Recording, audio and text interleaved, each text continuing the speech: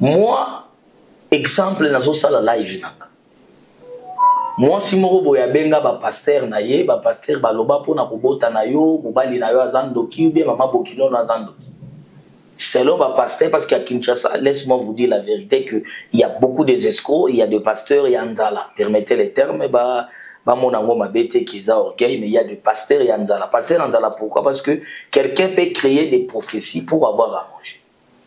Quelqu'un peut accepter, il y a Koko, c'est la moutuni kambo, pour na yon lima, au kabelaye. Vous comprenez? Mais moi, quand tu m'appelles, non, maman. Nganza batali singa. N'allez passer par exemple au bimana mutu songolo pakala. Soit au bimana oncle na yo. Soit au longola zemi boye boye. Ya monde cause que lelo na libalo kwa kubota te. Où est mon problème dedans? So il na boukié bandi basani ba koko ya facilement. Donc tous à la fort, tous à la mi, topé sa diable nzela ta longa biso. Merci beaucoup. Théo répond non mais j'ai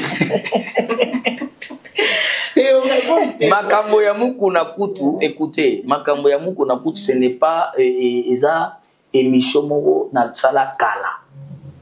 Eza même na ba makambo ya ba fertilité ote. Eza ka ba période oyo ba biblia kinga nazo compter mbongo, j'étais torse. J'avais dit c'est moi. Na nia ki amote. J'étais encore à Lubumbashi, on a autokuta na numéro 1 à Jekami, ba pesanga au moins $400,000. Donc naza moi noyo na vivre lokwa. Naza moi noyo à un certain moment après 6 ans à Wenze, à l'âge de 14 ans, je ne me trompe pas, 13 ans, na kotaka na groupe aba mai mai. OK. Moi nga naza moi no balambanga na nzungu, basali cérémonie balambinga na nzungu ezotoka, mais nazo zikate. Bakisi aba mai mai bakatanga banjolo ko bani ba becho masazulu kufate. Naza moi noyo na vivre ba vie wana. Avant de passer le micro, nous avons rapport à tout le monde a la cigarette. Balobi non, pour faire tomber la cigarette, yo lobi et bon coup donc na kutu, bakana qui écoute na voiture. Si les locaux tazaï bon, c'est bon on a la cigarette, n'essaie ni. Tout le monde yo na boîte de nous na Roger ngal. Mais local la caca des jours comment associé à un TikToker. Oh là là. Au bimi si père bamboa na yo ba dadi Michel ba ye ba fingi Roger les combattants. Non. Merci beaucoup. C'est obligatoire que tout ça monte à mon robot. Soko pesa ngote exemple net ndegonanga Francis Tatou. Je ne peux pas refuser de citer son nom parce que ça l'a appelé le roté. Acha monte à mon $300 en France pour na okuta na pendant 15 minutes. Ça c'est du vol. On a benyango c'est du vol parce que c'est pas normal. Tu peux pas kokata monte à mon robot ya mbongo que non faut pas pesa pour baleka na consultation. Ça c'est le prix magamanzambe. Voici Elon Musk, Eric Djenga, l'homme à 35 Ferrari. Bosangana boye beleji. Toronzi marabino. Nkolo borotika kazi ya kita mata. Nkolo borotika vie à son porteur, vie à diabo. Si lelo, mtu morona a kokisi 5 ans instabilité. 5 ans qu'il y a maintenant, ça va te... Mais Elon Musk, 30 ans de pouvoir, 30 ans de stabilité, 30 ans d'élévation, 30 ans de maintenance. À côté de la barre, à côté de la boîte, à boîte à épée, à linga kapete, à mon anakapete. L'homme invisible Elon Musk. Motema ya sombre kazali maman de nini. Mokondi ya basi nyonso ya Johannesburg. Madame Djenga Elon Musk. Ba image oto la kiti bino eza office. Na bute bureau ya Elon Musk. Todo renouveler Kingakati. Bakalate. Bon, mon place Elon Musk à la Bilora c'est que côté Bilora moto. Borozwaki Ngakati, allant et à l'art. Respect à l'initiateur du cours de grand, l'homme de maintenance et de stabilité. Montaleki Azatse.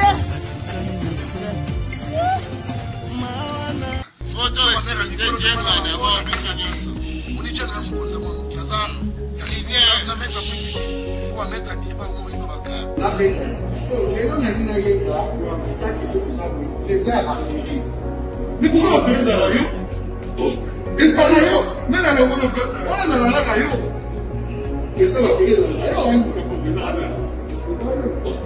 C'est Lipa Savambongo, en tant que vice-président.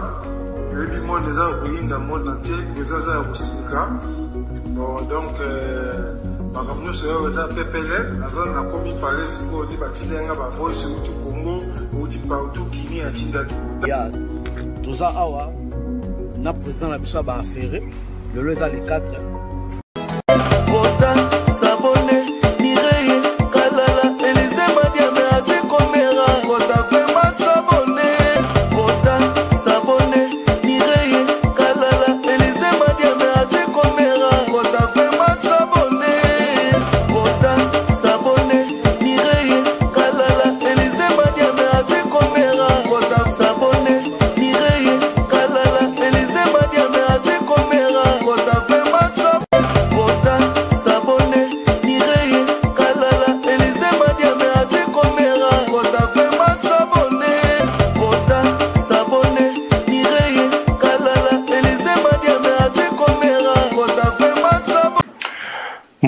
Bande Kobalandi, Bisika Nyostu Bozwami, merci, boyi, bozali ebele, ya kolanda biso, et pas ebiso, Bisika, pi bino Bozwami. Comme on a fiston Pelende, tata, lia, sedek. To sangani lelo, na lingomba, to di sanga, ya bapandi sango ebele, pona kutuna, bituna, na moko, ya ba, san nanzambe, akendan sango, nandenge ya malamu, ba msupa bili, akendan ndenge ya mabe. Yenani apotre Moïse Kasongo. Baike, na mikili ya mpoto, na mikili ya Afrika, na Oceania, mutuna mutalobaka, oye sengela lobapo na Moïse Kasongo. Lela oboye biso na Afrique des Solutions, ya koyambaye awa, et l'on a bande kotuna yebi tuna pour répondre. Pourquoi est-ce qu'elle a qualifié malamu, tope, mabe. Nanobaki yango ne bandeli awa, na zalinga imu kote na li accompagné, na bande comme suba pandi sango, na gauche nangai boye komona, Mamu International TV Show, azali na bisope awa, zali na ndeko Airzoom, Panza Info Télévision, azali na biso, concert na biso, Mimi Kalala, azali na biso, Mimi Katala, azali na biso awa, Zaiko, azali pe na biso awa. Voilà. C'est bon? Voilà. Tokende maman tout d'orbite parce qu'on n'a pas le temps. Tout bapesi biso ngonga ebelete tokende balobaka la charité. Mais on commence par soi-même ngana kubanda parti nanga et puis na kotika micro et pas ya bande comme susu ba tuna pe ya bango mais tuna. Mosal na Nzambe Moïse Kasongo mbote na yo. Mbote papa fiston Pelembe. Na yo komona ona no mamandefu ya pembe yo komi musicien batu baloba yo melaka badiamba oza moto ya Nzambe alokuta sikawe mandefu ya pembe engelo bani mandefu ya pembe wana na pesi bino na mbote bino nyoso na kombo na Yesu et puis na remercier bino pour l'invitation na ba sacrifice bosali ya botika misala na bino pona koya quand même ko yambanga boza ba panzisa mo minene ba tu minene ya mboka kozolanda ma presque partout dans le monde entier. De mon côté, je dis merci, je dis c'est une grâce pour moi aussi. Pour moi, je dis je bénis Dieu pour ça. Par rapport à la question qu'on a ébaï mais du moins, Mande Funanga, ça n'a aucune alliance, n'a qu'obika yabatu. Parce que ceux qui total n'a pas payé anglophone, ils n'ont pas pasteur, ils n'ont pas rasta, ils n'ont pas pasteur, ils n'ont pas banzela. Ça n'a rien à voir avec la spiritualité. Parce que bon, Nzambe zelo habillement, na coiffure, c'est autre chose. C'est-à-dire, ceux qui te sangani, ils ont un habillement nangate, coiffure nangate, mais to sangani pour na bon Nzambe zakati nanga. Donc, si je n'avais pas cette grâce, pour lui boire prochain raté. Et ça, la kaonenge ni musali, batuba loba yo, osala kamakiona, osali faux prophète, olia kabatuba mbongo, osala banyongo ya batu, et ça la kaonenge ni état humain to balo makambuana. Merci beaucoup, papa, fiston Pelembe. Na kosepela la question na. Na kozongiso kaka na kati ya Bible. Bible ezali koloba muto biso tondibeli Jésus-Christ de Nazareth. Bible ezoloba ezana mokolo moko bazobenga ye Belzebul, mokonzi ya bademo. Ezana mokolo moko tango Zaché Yesu andimi kokota na ndako ya Zaché. Bible ezoloba batu baloba ki me ndenge nini yo soi-disant Nzambe mwana na Nzambe okende okota na ndako ya mutu masumu. Mukolo moko pe kaka na Bible mwasi moko ya ndumba azwi malasi parfait ya chair apangusi Yesu makolo.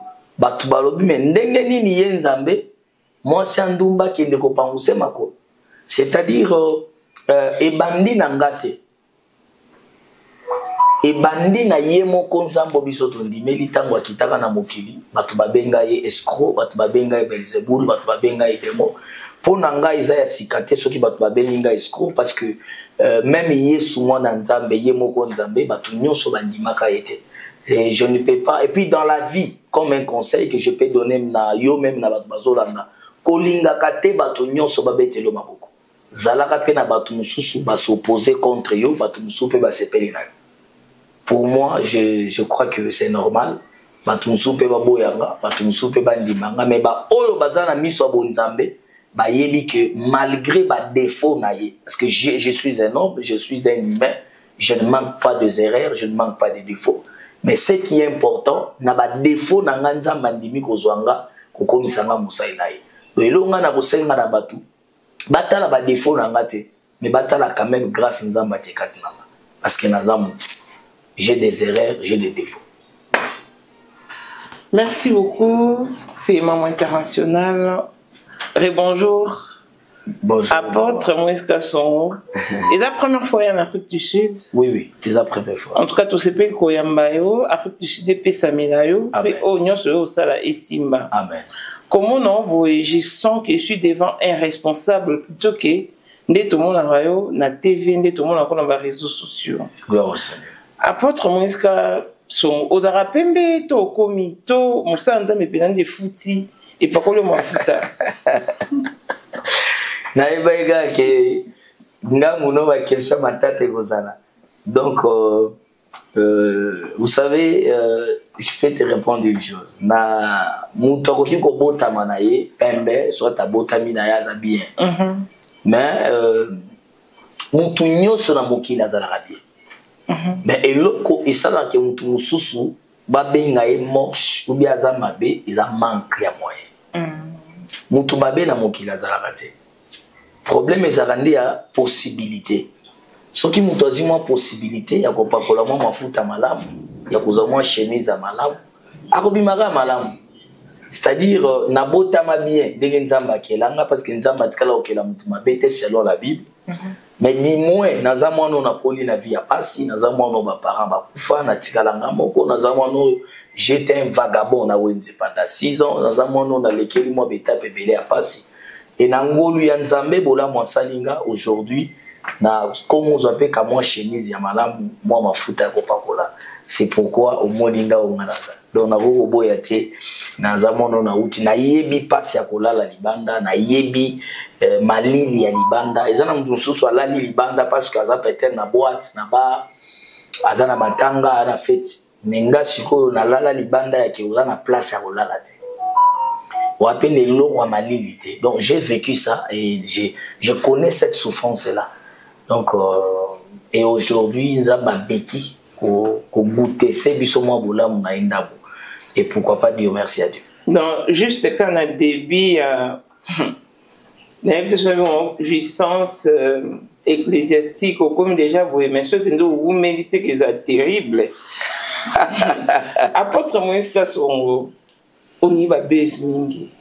Ah bon? Oui. Jésus dans la Bible que ce bon on dit ma bossa la peine pour les camarades. Ah oui. Mais il y a aussi quoi yo, au comme qu'on dribbler na Jésus. Donc, on les quitte mozo dribbler. Hein? Vous sautez tellement sur les occasions que au séquissé la biso et bébé en plein culte. Oh mon kimo magang ba makiona. To suki wana te apôtre Moïse Kasongo. Oh kaboli ba famille. En plein culte pendo temisi montu. Oh yo enanani, yem ta ko malibala na yo, yem ta osalo boy, mutalela l'église. Ba publier yo partout. Pourquoi apôtre Moïse Kasongo kabola ba famille? To suki wana te. Ok. Ma maman a pu se penser qu'il passe du point de vue international. Il a sauté sous l'occasion. Oh, Papa Sangai, Alexandra. Nazo que conseil que c'est Alexandra. Et bien, Alexandra est une place où on peut faciliter. Na moni à ta présence dans ma terre, tu n'as vie mortuaire. Souci non est acquis. Le quoi non voit jeter. N'a pas seulement là Libanda. Au mon ara Canada et na maman Alexandra. Tous les gens comme sous. Merci beaucoup. Navo répondre. Répondre. Poser dernière question avant la prochaine. Merci Mamou, la question ça linga bien. Du moins je peux répondre la question le bosso de Biabez. D'abord moi je suis pas quelqu'un de baisse parce que au moni sokinza ba élever mutu. Mutu ana ba akomaka batu bakoma ko landela vie na ye. Pourquoi les gens croient à Dieu mais ils ne croient pas à sa puissance? C'est là où il y a les problèmes de l'église. Les gens croient à Dieu mais ils ne croient pas à sa puissance. Surtout zongi la création, vous allez comprendre, la Bible dit que le monde était informe vide, mais l'Esprit de Dieu mouvait sur les eaux. Et laissez vous comprendre. Ouais. Comment l'Esprit de Dieu mouvait sur les eaux, mais le monde était informe vide et il y avait du ténèbre sur la terre. Au moment ténèbres sur la terre, l'ange des lumières était là. Parce que les lumières où il y a pourtant qu'ils ont. C'est-à-dire, tout ce que nous voyons existait déjà, mais dans l'invisible. C'est la puissance de Dieu qui a ramené ce qui était dans l'invisible dans le monde visible. C'est-à-dire, lorsque nous croyons en Dieu, croyons aussi à sa puissance. Comment on peut croire que Nzamba Azali, mais toujours croire que Nzamba est puissant? Comment toujours croire que Nzamba Azali, toujours croire que Nzamba okipe kotamusako, que Nzamba opesi sape mutulibala? Comment toujours croire que Nzamba Azali, mais toujours croire que Nzamba est capable de kolongola pe malédiction dans d'autres monde? Parce que le lot toujours mona y a un pasteur. Moi si ne babwa ke la imbazu pasteur a bengi sanganga moko na village na bango aya nanda kuna bango a soigner maman pasteur dimanche maman pasteur a biki à une église Robanza babiki singa. Ok maman moko boye bazuye na village ndaye ko simba maman pasteur nanda. C'est-à-dire on ne croit pas que Dieu peut guérir les bases. Comment nous croyons à un Dieu mais on ne croit pas à sa puissance? C'est-à-dire moi je peux dire aux gens que Dieu est puissant, il est capable. Parce que la Bible dit il est le même hier, aujourd'hui, éternellement. Au moins que la Bible est comme ça. Mais ce que la Bible est comme ça, c'est-à-dire ce qui va se quoi la Bible, c'est que va s'occuper de ça. Ce qui Nzamba utilisa ba edi na bala, Nzamba utilisa ba papa na biso sikatenda, Nzamba utilisa ba kimbango, Nzamba utilisa ba papa na biso ba kiziamina ya lelo te ya kala. Ce qui Nzambe wana zana bomo. C'est-à-dire, nous croyons à ce Dieu-là qui peut ressusciter encore un mort.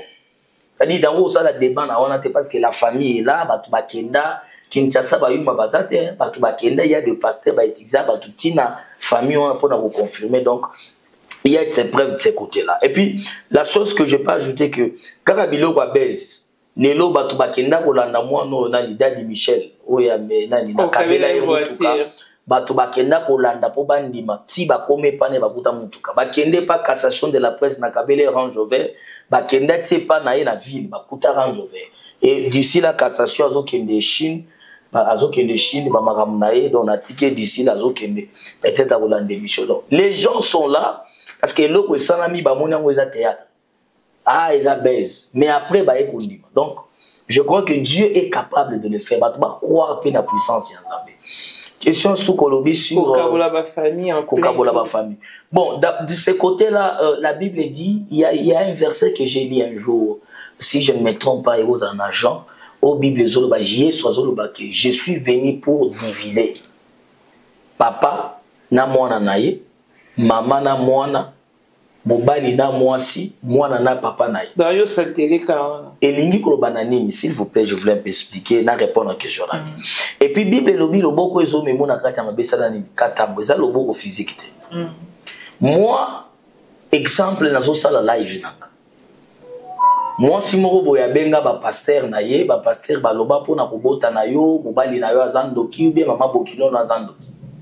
Selon ma pasteur, parce qu'à Kinshasa, laisse-moi vous dire la vérité qu'il y a beaucoup d'escrocs, il y a des pasteurs, il y a Nzala. Permettez les termes, mon amour m'a bêté qui est orgueil, mais il y a des pasteurs, il y a Nzala. Pasteur Nzala, pourquoi? Parce que quelqu'un peut créer des prophéties pour avoir à manger. Quelqu'un peut accepter, il y a Koko, c'est la Moutuni Kambo, pour na yondima, au Kabelaï. On comprend? Mais moi, quand tu m'appelles, non, maman. Nganza Batali Singa. N'allez passer par exemple au bimana mutu songolo pakala. Soit au bimana oncle na yo. Soit au longola zemi boye boye. Yangonde cause que lelo na libalo kwa kubota te. Où est mon problème dedans? Soki boye kabotikali ko kabwana mobile na yo. Où est mon problème? Soit au bâtiment autiste, ça va révéler que quand tu étais enceinte au bimana na camarade à mobile na yo. Effectivement pesa ya solo. Où est mon problème dedans? Bino mo benyingana pe sa révélation. Il y a makambo ezoleka. Toi tu t'attends à l'obilo makambo ba prophète Moussouba dobelo. OK, moi je te dis mais dans la vérité la réalité parce que aujourd'hui ba prophète Belezaka ko maman nondoki, oncle nondoki, ne prophétique. Oh maintenant nous on donne des messages vrais que nous voyons parce que ça ba Moussouba vie na bango ebe ba cause ba parent ya cause ba non côté. Ma cause ba vie na bango moko ndenge batambusa. So quand moi je te révèle baba ancienne vie na yo makambo sala ke yango nde baby ça et effectivement pe ya solo yo pour reconnaître où est mon problème dedans. Ce qui mobali ya boyo ke do par exemple bimai na camarade na parce que nga na révélé où est mon problème. Soko ye baka ke non ezana mabe moko sala tu n'allais pas m'appeler en direct soit benganga en privé. Prenez les cabos, soit tu bengas mobile no azate. Et bon, bah, oh, ça là en plein kit. Mais en plein kit, bah yes. Et je reconnais l'image de fille moro boyaka na camarade na ye, arataka ma bosu ya mobile. Mais oui, na beta na nga vérité, où est le problème? Bino yo na camarade d'église. Camarade na yo nda trahira ou pas mobile. Mobile wana boa kisio. Et puis camarade a comment peso ba conseil courage ko simba kaka omoni atati que oza mobile muzoboye l'église nzamba révéler vérité. Où est mon problème dedans? Je dis la vérité. Ma bende est à la mensonge parce que la Bible dit maudit à celui qui dit ainsi dit l'Éternel si l'Éternel n'a pas dit parce que nzamba za camarade na bisoté. Et aujourd'hui les gens disent que moi l'apôtre Moïse na sala mankiona. Mais binonyon sur les journalistes beaucoup dans les 29 nations nazo sala. En Afrique du Sud les ambala nanga liboso. Nazana yayate, nazana lekite, nazana ndekote. Les seuls ndeko ya mbinge ezali fiston pele. Sko boye bisanga sko ba prophétie ko sala manamba ko sala manasala. Boko benga ngo sumankiona. Parce que je n'ai personne ici en Afrique du Sud. On aimerait vivre ça vraiment pour tout comprendre. Te okomona yango ezape ali sekite pe makambo ko sala makokamo. Parce que batu bakoloba juste za makiona parce que nazana ndekote ko nazwi ndeko nanga moko na tie wana to sala makiona be que des connaissances c'est ma première fois na yebi ata ba venir en boko. Donc ce botiki nga na ko moko bo la bungi. Donc la puissance de Dieu là. Croyez à la puissance de Dieu, c'est tout ce que je peux dire. Et pour Alexandra, on sait que ça dit. Alexandra, je vais toucher juste dans les cas. Problème Alexandra kufara liwa moko ezaki spirituel. Azamona moko atambola kan esprit de mort depuis longtemps. Et puis tant que déjà l'esprit de mort et conduira ka mutu bisika ni ne kobomayo. Et tant que kufi na parce que ezana batu bakufaka liwe ezami bale. Ezana batu bakufi na ta ya Nzambe na batu bakufi na ta ya Nzambe te. C'est-à-dire batu wana milimu na bango etelenganaka. Nde banganga ba blokaka milimu batu musu bakomi ko salela yango. Batu bakufaka na ta na bango te. Bakendaka na séjour de mort, bakendaka na lieu de repos. C'est-à-dire l'esprit na bango esionaka. C'est-à-dire si tu es fort dans la spiritualité, tu peux ramener l'esprit de la personne. Problème ezali lelo na ko révéler bino moi mukie. ba grand ebele na kati ya makambo ya Nzambe ba bombela bandimi spiritualité bazo lakisa biso parole mais spiritualité ba bombi. Est-ce que vous savez qu'un prophète, un vrai prophète authentique, c'est que c'est bien? Parce que mon tour a koufi na ta Nzambe te, ça dit ngo parce que mon tuto a na date na ya koufa Nzamba destina. So so koufi na ta na yo te.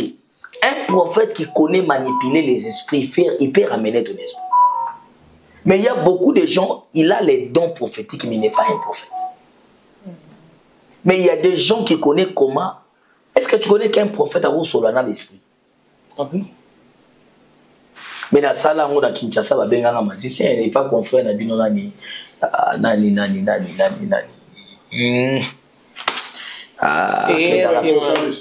Tu vois donc na famille moko ya papa na bango akufa tika ba bien ba yeba te za wapi tout ça. Tu invoques esprit ya papa na bango. Alobelanga na pesa bango prison ba kenda pe effectivement sango wana ndatikana na ba document maramutu. C'est-à-dire, dans le monde spirituel, le problème est que un vrai prophète, c'est un homme spirituel, c'est un homme esprit. Il peut localiser les esprits, il peut localiser le monde spirituel. Le monde spirituel est vaste. Ils ont un secret belé. Donc, mon avis, je suis magicien, je suis ok, je suis mais bana na bango spirituel vérité spiritualité na bango te ba maman langi yona basala ba makambo batikala kufungula bana na bango vérité spiritualité te lelo na absence maman langi ba komo lekisa ba chantre bazoyemba na cher ok dans les temps maman langi azala ki pono matoyemba na cher na ye il faut les kana ba prière la délivrance mai kalamba ekuto azanga koyemba na cher ya maman langi mais lelo tuzomona ba enis bazoyemba tozomona bana musuzo kutu toyebike oyo ezaka ngolu ya mwanzembo ebimisie mais vrai païen mais tomona bango bazoyemba wana. C'est pour te dire que la spiritualité c'est un secret, c'est un mystère caché au soki Nzamba a révélé au ndeyo a révélé. C'est à toi aussi maintenant de révéler à tes enfants. Je crois que c'est un peu ça. Merci beaucoup prophète. En tout cas on les apprend de près tout menaté. Tous les prophètes, Moïse sont vraiment une émission pour tous sur les ébélés. Avant de passer le micro, nous avons pour nous tout le monde a la cigarette. Balobi non, prophète a la cigarette. Yo lobi et bon coup donc na kutu. Bakaraki kutu na voiture. Si les locutaza et bon, c'est bon, on a la cigarette, n'essaie nini. Tomonio na boîte de nous na Roger Ngani. Mais le col la caca des jours comment associé à ba TikToker. Oh là là. Obimi si père bamboa na yo ba dadi Michel ba yeba fingi Roger les combattants. Non. Merci beaucoup, merci. Nebaya yo côté de Roinda. Non, j'ai aimé la question. Na kolinga bato bazolandanga balandanga na boké. Je crois que les journalistes belé basent un numéro ya Roger Ngandou. Deuxièmement, je connais ma fille que j'ai encadrée quelque temps. Nani Azana Azaki Monsia Roger Ngandou, c'est qui Azana François Lobela Bafali Jaël Show. Jaël Show Azama notamment na Otil Bombashi na Zagina Cité Verte na Zovana on a tous mandat nanga liboso na Cité Verte na 9e rue, bango na 12e rue. Jaël Show, elle venait chez moi, j'ai prié pour elle. Jaël Show, elle a moana. Ou même si les lois en a poto, na tinde la kembongo, nenga zawa. Ce qui a sengi na tinde lier, moko, elle a moana. Jaël Show a benga Roger Ngandou à Tounae, les jours là, tu étais avec qui? Azaka na honorable moko na kacha boîte, c'était pas moi. Et bon, Eza koko, comme on dit le monde à l'élo, ils ont une intelligence artificielle, c'est-à-dire, les lois ont les données des abonnés. Nkanga nengo vanya ba ujo kata mutu no bazu mutu mwasi nanga bachango. Nazana photo moko boyi nanga na mwasi nanga to vanda na memaye ba go kata mutu na ye bazu bache ba bike ngana yo na mamu national to ba kobima. C'est normal, le monde a déjà évolué. Ba kokyo longolanga bilamba ba déshabiller nga batika mutakala. Tala bazu image mo na tiko landa o Félix avanda kina Kagame na président ya Qatar. Mais dans mon image, on a Félix Azo Bois Kabakou, président Rwanda Bois qui Félix a été crochet. Au bout d'un moment, on a vu la même, et ça la makika. Et puis, ce qu'on a dit,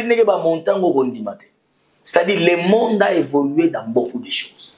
Ce que moi, je peux dire aux gens, le monde des bébés, les gens commencent à s'intéresser dans des futilités au lieu de s'intéresser dans des choses vraies qui peuvent donner la vie là-bas dans l'ensemble. Donc, ce que je peux dire, c'est que le monde a évolué. Et puis, le diable n'utilise pas les animaux. Le diable utilise toujours les hommes. Car le diable n'est pas utilisé pour détruire surtout l'église de Dieu. Oh, les porteurs de l'église, les dirigeants de l'église, c'est nous les ministres de Dieu. Vous comprenez? Donc, le diable est là. La mission du diable, avant d'attaquer il faut d'abord attaquer le ministre. Parce qu'il y a des missions au pays. Binomo se décourager. Comment on a dit l'apôtre Moïse? Mais on a dit à Keko. Foi na wesani et quoi au sunoli maramonza. On a diable à s'épée. C'est-à-dire diable ça comprenant que au lieu d'attaquer mon dimibala moko na olongate, n'attaquer papa na muli. So il a bouquillé bandimba osani ba koko ya facilement. Donc tous à la fort, tous à la mi, topé sa diable nzela ta longa biso. Merci beaucoup. C'est au répondre. Non mais j'ai Makambo ya mukuna kutu, écoutez, Makambo ya mukuna kutu, ce n'est pas eza émission moko na tsala kala. Eza même na ba makambo ya ba fertilité ote. Eza ka ba période oyo ba biblia kinga nazo compter mbongo j'étais torse. J'avais dit c'est moi. Na nia kiangote. J'étais encore à Lubumbashi, on a autokuta na numéro 1 à Jekamine, ba pesanga au moins $400,000. C'est mon fils, parce que j'ai un fils qui s'appelle Champion. Champion. Tu vois, avant de filmer, tout ça, donc, le téléphone, quand on est à la carte, on repère sa moto, on la boue et tout ça. Image et l'image, j'étais torse nu, mais il n'a pas dans un pantalon. Et bah, toi, mi thème, ma bé, bah, l'inga qui va commenter à moi. Mais, ce qui est drôle, bah, publier, mais bah, comment bien, on a aussi un gambon. Oh papa, misal mongolo, maramuzo simbate, tiangata moi 5 balles là, ça la fait. Donc c'était ça. C'est pourquoi j'avais dit que même ceux qui vont publier là, ça ne dit rien parce que beaucoup de gens m'ont cité. Je compte mon argent, mais j'avais donné cet exemple là par rapport à Kolaksa qui est Emilia qui moussale en Zambé. Beaucoup c'est là qui est mais du moins Zamba aujourd'hui il est toujours ce qu'il est. Et puis Nzamba a élevé, c'était du genre là, mais ce n'était pas. Et puis na salaka sur émission, Batoualobaki m'a baisé, façon orgueil. J'avais fait une émission, il y a aussi un pardon dans la population. Il y a Obazaki lésé par rapport à langage, voilà. Peut-être mon akango bienté. Je crois c'est déjà passé ça, ça fait plus de. C'est beaucoup de temps depuis l'année passée, oui. 2 ans. Parce que yo kundoli m'a des attaques. Donc Kanadinga. Merci, apôtre Moïse Kassongo. Oui, bienvenue vraiment en Afrique du Sud. Merci, maman. Maman Lina Banza, Zaiko TV. Wow. Meloman Nabiso vraiment, yoka apôtre Moïse Kassongo. Auti wapi père spirituel neza nani parce que karane bazolobo azama kiona uti wapi abimi wapi tolingi toyeba lelo en tout cas batunyo so bolanda biso bayeba père spirituel nayo azanani outaki wapi to bandaki prophétie to bandaki évangélisation na de temps ozaki mwana muke. Deuxième question ngezali apôtre Moïse Kassongo alobela kibiso ke par révélation azomona son excellence ministre ya justice comme président. Et ça une révélation divine ou bien par rapport car ndenge yo mona kike azali sui azolanda vision ya chef de l'État. Merci beaucoup. Je crois que tu as posé des très belles questions. D'abord question liboso lobi sur père spirituel. D'abord moi na moko bima na nzeta azali même physiquement moi na nyozo za toujours na papa na epé na moli moi na toza na papa na yo naza moi na oyo bateyanga sango malamu te parce que je suis né à Beni grandi à Beni Lubumbashi aussi naza moi oyo na vivre ba guerre na est oyo na moni denge ba rebelle ba koti na ndako à l'âge de 7 ans. Moi, j'ai vu ma mère déshabiller Moutakala, une zété, na vagin et bimeli na monoko. Moi, j'ai vu ça. J'ai vu comment Kati ma belle ya bayaya nanga ya basi. J'ai vu comment baebisi papa nanga ala la bana bale bayaya na biso. Soki alali bango ta koboma bango. Moi, j'ai vu avaba boma maman baebisi grand frère na biso ala la maman. Et baba répète, moi je vis ça. Naza moi no babomi famille mo bomanga moko alobi. Moi tio mutoto abakie. Moko abiwe kona mungu we. Bazwinda ko bache moto. Nazika, so na longoli na cicatrice ma mukongo nanga. Bon moi sinanga ndako ko mona yango. Donc naza moi no yo na vivre lokwa. Naza moi no à un certain moment après 6 ans ya Wenze, à l'âge de 14 ans, je ne me trompe pas, 13 ans, na kotaka na groupe aba mai. OK. Moi nga naza moi no balambanga na nzungu, basali cérémonie balambinga na nzungu ezotoka, mais nazo zikate. Bakisa ba mai bakatanga banjoloko bani ba becho masazo kufate. Naza moi no yo na vivre ba vie wana. Naza moi no yo nga na kutana na Nzambe. Tozobima parce que pour nos koma Butembo faut des kabeni. Obimi beni Butembo olekima ba village moko ezana ndo koti na plaine ba benga ngo plaine. Après plaine ndo bimi na sac était obimi na village moko bazobenga Kombo Ekei après wana ndo ke Goma. Donc je connais ces contrées là. Donc naza mwana oyo na tokenda mission pour na kuboma mutu. Na tok mai moko ezaka na zamba parce que okozo ni mabeni vers Butembo ezana bilanga. Basala bilanga mo munene batu basala ba bilanga mai moko ezaka ntozo swa ne place nga na kutana na Nzambe. Donc c'est une histoire qui peut nous prendre même 2 semaines à expliquer ça. Donc naza mwana oyo na kuti musika mais muntu abatizanga na mai c'est l'apôtre Jean de Dieu Onokoko. Mais muntu aye ko encadrer nga pe a consacrer ngai ezali archevêque Erad Ben Caleb. Lelo archevêque Erad Ben Caleb azali inspecteur national ya RC ya Congo Ubimba. Et puis azali pe archevêque général ya plateforme ya nani ya ba église autochtone, c'est-à-dire tous ba kimbangiste, tous ba tata unda, tous ba église de Noir, muto telemeli bango nyonso, c'est mon père spirituel qui m'a consacré comme un évêque. Okay. Donc naza mwana azape na kin église na ezana komba ebani. Donc naza mwana j'ai un père, j'ai une adresse. Donc et j'ai une source où je suis venu. Il y a mis Baléoloba qui est sur... oui, et puis je le répète encore pour dire. Parce qu'il y a des gens, il y a quelqu'un qui m'a appelé pour me dire que non. Au petit message, on a parce que ministre, à les Canada d'église, à la pasteur, tu as voulu aller pas. Mais j'avais dit, mais je n'ai pas parce que, tout comme ministre, justice, donc je ne sais pas ce que j'ai pas envie pour qu'il me donne. Mais quand il y a le message de Dieu venu, pourquoi pas dire le message de Dieu?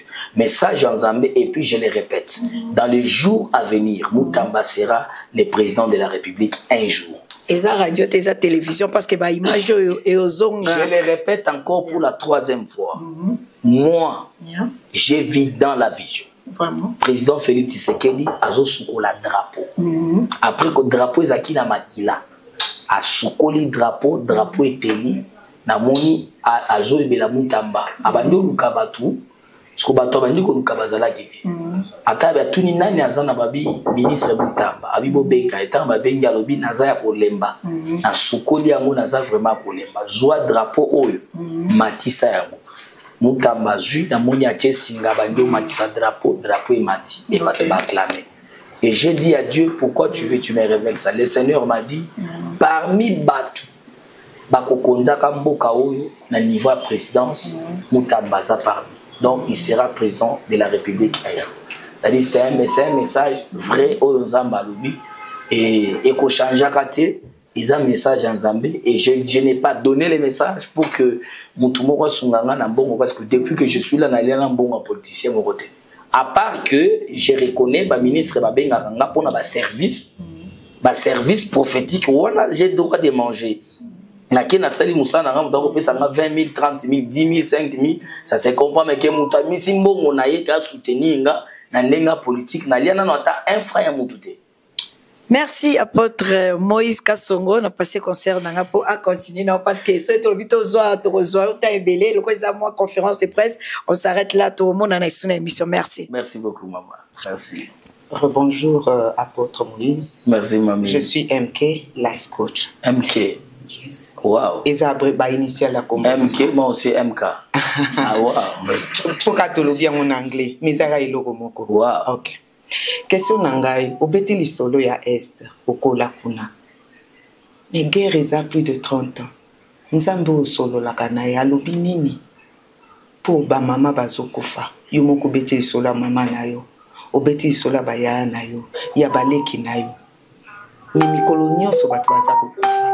Nzambe na yo alobeli yo nini po na mboka.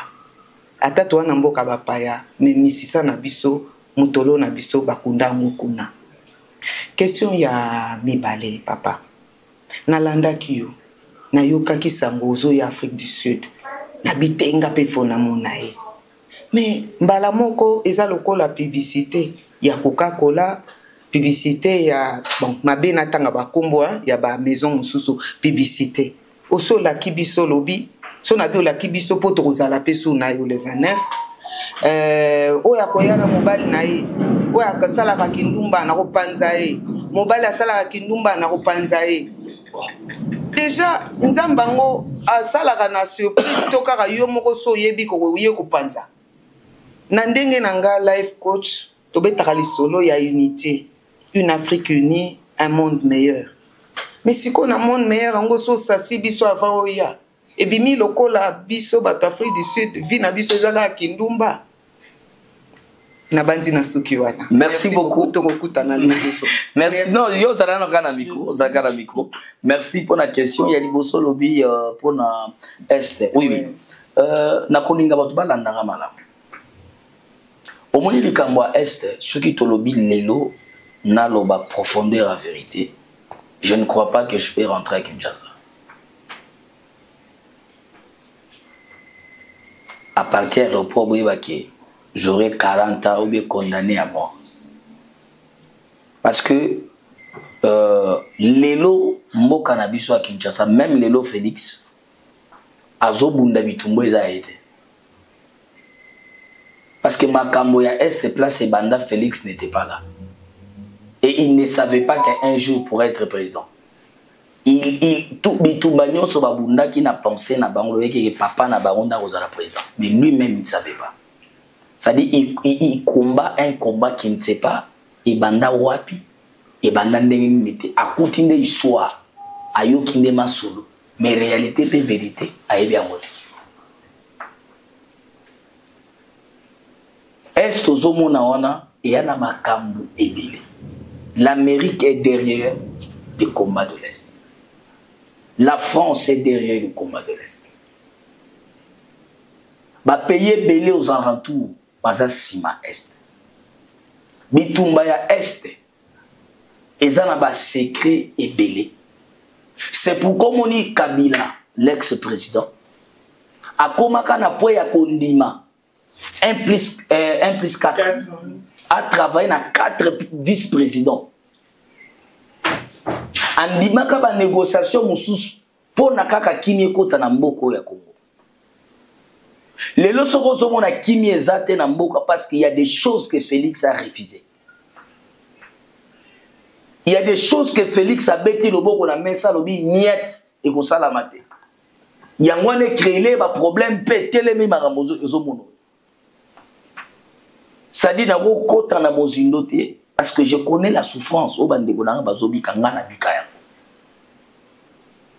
Batulele belo ko mona mutu swaza na poto ali na fufu ali na biloko na bilo bolia kaya poto bolie botondo meli miliki boleki na fongoli moi téléphone na yo este yo boye olobi osuki wana kangi okeno ba faire na yo lié tout ça mais zana batu bazana este wana bazozo atteint comme melata maïté pour ça ta maïzate. Il y a un pasteur qui m'a appelé à Kendaki mission na Goma. Bitumbe écoutez le kuna parce que moyen ko dimisa te pas de sortie na Goma. Abenga j'ai eu sanga bi homme de Dieu na landako na YouTube na yebiute. Mais dis-moi na bengo edenga ata na 20 000 francs. soyebisanga pasteur missionnaire akomi na mboka guerre ekoti moya te na église ezate avandaki na hotel ya bato bakolo hotel mpe babibima soit futaka biso mbongo siko azosala mosala ta kofuta mbongo ezali toza na Afrique du Sud boye guerre ebandi lelo bitumba na mboka bazoyebisanga siko ntongo etali mokolo hotel ayebisinga mokolo appartement bifutanga appartement nakozwa mbongo wapi ya kofuta appartement. C'est-à-dire il y a des gens à l'est du pays, ils sont peut-être ma vidéo nous bazo bombela bino mais biso tozana ba ndeko kuna batindela biso ba vidéo. Ba violer ba yibi ba mituka bazo kota na Rwanda.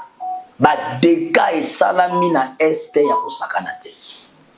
C'est que je vais demander na ba ndeko nanga ba congolais au baza ya diaspora c'est-à-dire en Afrique du Sud, Brazzaville, libandaka ya Congo c'est déjà la diaspora na kosenga bino eza que bo aider mboka na biso na prière.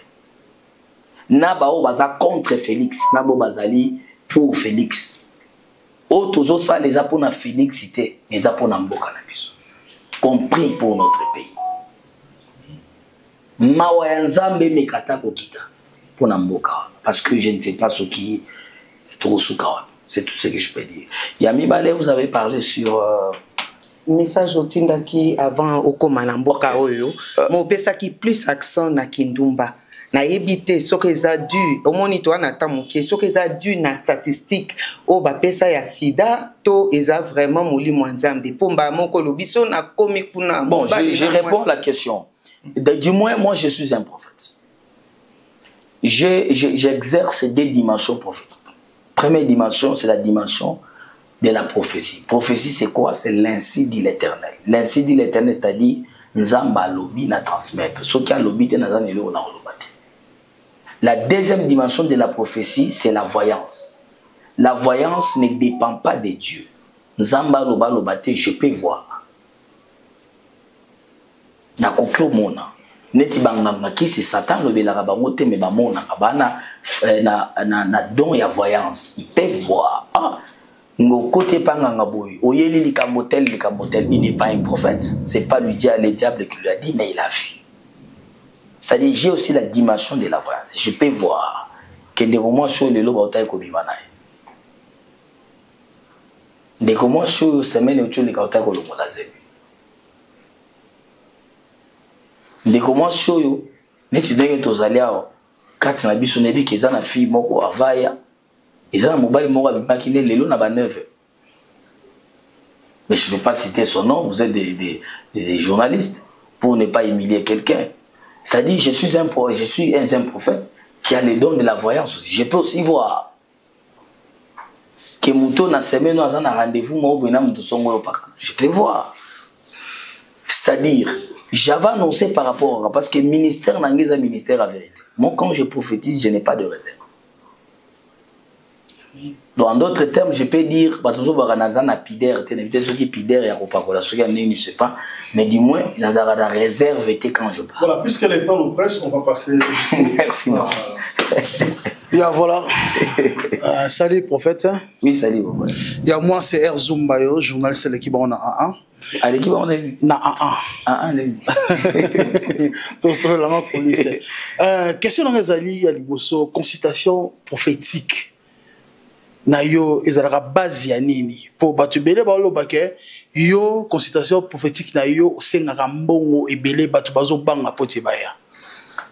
On a la première question. La première question. Deuxième question nangai. Tout le monde na bateau ba témoignera mingi na église na yo. Romona bateau moko baza un peu ba pauvre. Au sali sens ya bateau na total avec le moko betagi solo wana, au tali boye avec le wana. Ce que tu as ba mingi balobaka yo luaka bateau ozo bateau na ba malekwa ozo bateau bakinga sana suka bateau ba yebanité ba une église na yo. Bah, pesi ba témoignage. Voilà, deuxième question. Deuxième question. Na répondre au Baksa.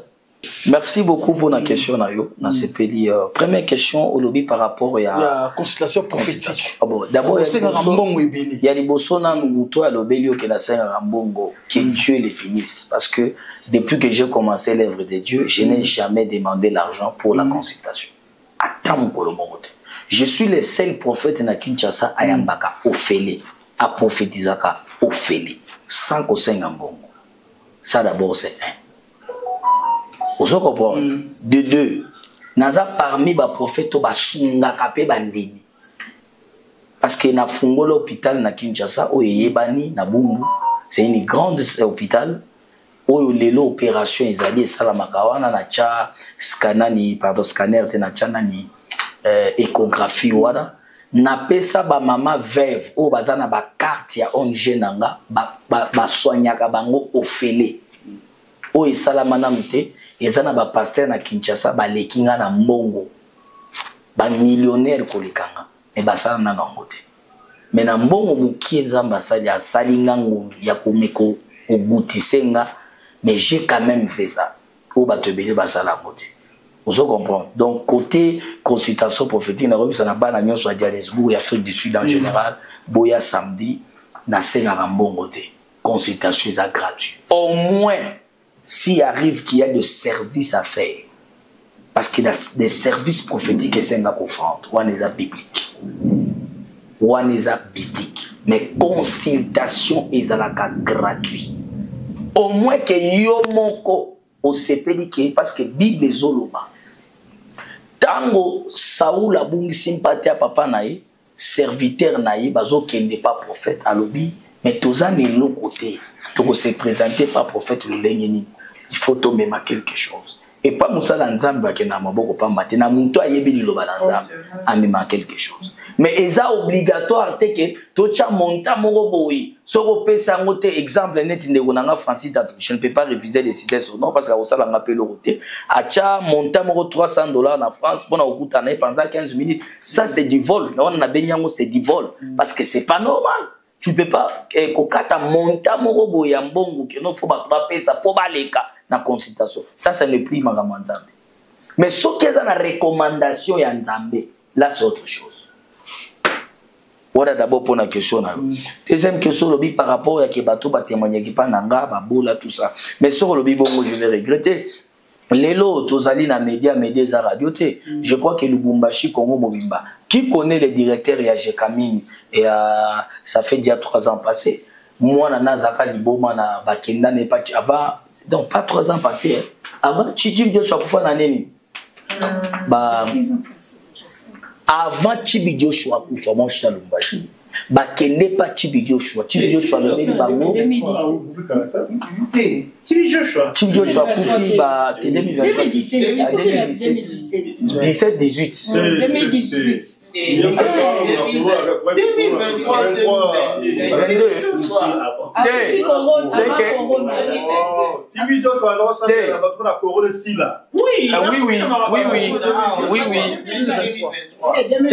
pas 20 ou 21 parce qu'avant Chibi Joshua Kufa bakenda na Nigeria babisi bango na selon calendrier Chibi Joshua il faut pas sauver l'espace il faut pas yamba bango après 5 ans parce que l'espace est tombé la zone de Lubumbashi ba benganga mwana liboma ba mema mwana na hôpital ya soko za na Lubumbashi zo ngo kende likasi avant okoma na barrière ya kobima Lubumbashi droite avenue moko ekoti hôpital ba Manser na ya basango mwana wana bika na 3 jours liboma ba memati Nigeria bikate. J'ai des témoignages na kotanga ba ministre na mboka baza ba autorité na kotanga te. O lelo peut-être ba donzo mtu na mais comment Apôtre Moïse azana ba kara azana ba pala danger azwa mbongo wa église pas malonga te. Tozana ba autorité o ba benga ba biso to komi bokuti na parler problème grave. Au salpe ba service prophétique les kaka les mêmes mutu pas zongi peba. Mamamusu toko chango na TVT. Ezana makamutu chaka na TV na mamamusu toko changa na TVT. C'est-à-dire ce que je peux dire aux gens. Nilo na Kinshasa na zana télévision ou eza local, ezana de RTNC, la RTG abadi na par YouTube. MK TV. Lelo chaîne wana moni ba chaîne na bitu lelo ezolanda ma mingi na ba fonfon. Parce que na centre ville ba tebele bazo sala ba téléphone, ba couper na ba YouTube ba ni. Ba tebele bazo ezomona ba tu ya ba malekwa banjili mukepe balimete bakingabwa bato balanda la télévision ya ba chaîne locale batebele bakomi na ba chaîne ya Canal Plus, bazolanda ba Nollywood, bazolanda ba novelas, tu vois? Est-ce que bato balandaka ba chaîne mingi ba utaka ba njili, ba masina, ba nani, ba uzomona rare pour mona mutu mo tellement que le chaîne a besoin ko tipé na Blue Sat, ou tapé na téléphone hollandais yango, ba musupe ko na maternité, tu vois un peu. Nde ba muke pe ya ba limité, ya ba nani ba koma koya, ba Facebook ba landaka biso tout ça. C'est-à-dire toujours mélanger catégorie nyonso ya bato na église. Et je peux vous dire aussi que dans mon église, il y a des gens qui ont témoigné. Je peux dire même la petite sœur à président de la République, on ne peut pas citer le nom. C'est-à-dire on a reçu beaucoup de gens. Oh, le lopé qui va témoigner, on est dans Zambé, on exposer, donc ce que je peux dire, c'est que Ezaka kate ke babola. Mais il y a que mingi bato ba ya katano mo pépé et bandi, et ça tout bato bazana ba problème grave. Moi bato baza positionné ba ya ka soki ba plein code. Et soki ke bato bela mbongo balanda ba plein. Balanda Nzambe te. Balanda église mo be comme na ba foule ba tout succès, ala ni succès à pasteur. Ala ni succès apôtre Léopold Muto. Balandi muto na zana ba plein. Mais alandi Nzambe te. Alandi église bon parce que mitu qui était le marana balaba. Je peux te donner un exemple. Oui que c'est un bandi ministère na Kinshasa. Pour nous dans un muto na car télé c'était tout un problème. Na comment vous avez mitu kananga jour à culte dans une bonne église où il y a même mutu kaya par cœur même tous les 5 minutes ka par cœur on a liboso dans l'église. Bato bazo que baranzi que zami tu ka bandi yanga mo. Après 2 mois bato mitu ka ba ko moi l'église. Mutu moi église na makar y pas ya par cœur y pas ya par cœur. Donc le monde est bizarre. Les gens comment nous sommes une église parce que ba garçon bien bazala kawana. Nous sommes une église parce que mamu national azo sambela kuna ngapenaki. Kapona mamu national na succès yake. Appelez bazana ngapena na kekuna. Donc l'église a beaucoup de réalités, a beaucoup de secrets. Mais du moins ce que je peux dire que ezaka kate ke babola mais toutes les catégories à battre. Merci beaucoup. Aux la relation a bien à Denis.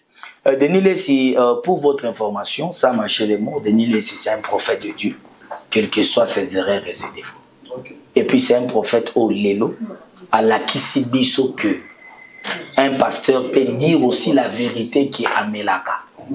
À la Kisibiso qu'un prophète, un pasteur peut dire aussi la vérité que à c'est-à-dire il est vrai, il n'est pas hypocrite. Parce que le surtout l'année va passer belé baza hypocrite na Kinshasa bazo divorcer netinguba. Mais aujourd'hui avec ses défauts, il est fidèle à sa femme, avec ses défauts, il est là avec ses défauts, il est franc, il nous a révélé beaucoup de choses auto il va quitter. Pour moi, je dis c'est un prophète de Dieu. Motoan di mabo etalingate, mais moi vaut mieux moto azo bebelo vérité que moto aza hypocrite azo dinamisa lanzam. Parce que je peux vous dire na yamba fille moko oyo avant ça, l'église m'a limité, je ne peux pas citer les noms. Aza Métis, Bavana na Gombe. La fille a Bisinga, apôtre dans le monde 16e pendant 4 fois. Bakata na ba trompe, dossier qui n'a pas parqué, Magambwebele, apôtre dans Baniko Bimaneti na katia bureau na za nécessaire à expliquer na Magambwebele. Mais si on a vu l'autre télé milango na TV Toloba. Apôtre na Kozalande. Et si on a tangué bino kombo na c'est un apôtre na minicho mutuaza na plein métier azate. Niveau Kinshasa. Mais il a fait de bêtises, il a fait beaucoup de choses. Mais c'est un hypocrite. Mais Mundi Miwana, parce que là on a l'obéla kabango, hypocrisie na bino. Vous oubliez que ba fille obino bosala kamabe, tant ba bimaka na église na bino ba ya kepa na biso. Ne croyez pas que bazonga ba tikali ba paye. Ba luka ka église mususu. Parce que église so ba kenda kawana, nde bisika ba kenda ko confesser makambo bosala na bango. Ça dit bon luka bobenga biso teke biso bano boye toye mikolo toza mabe to amabete tozo protéger bino parce que makamusu to boya koloba pona ko protéger bino ba père boza sous exemplaire te. Voilà, merci beaucoup. Je crois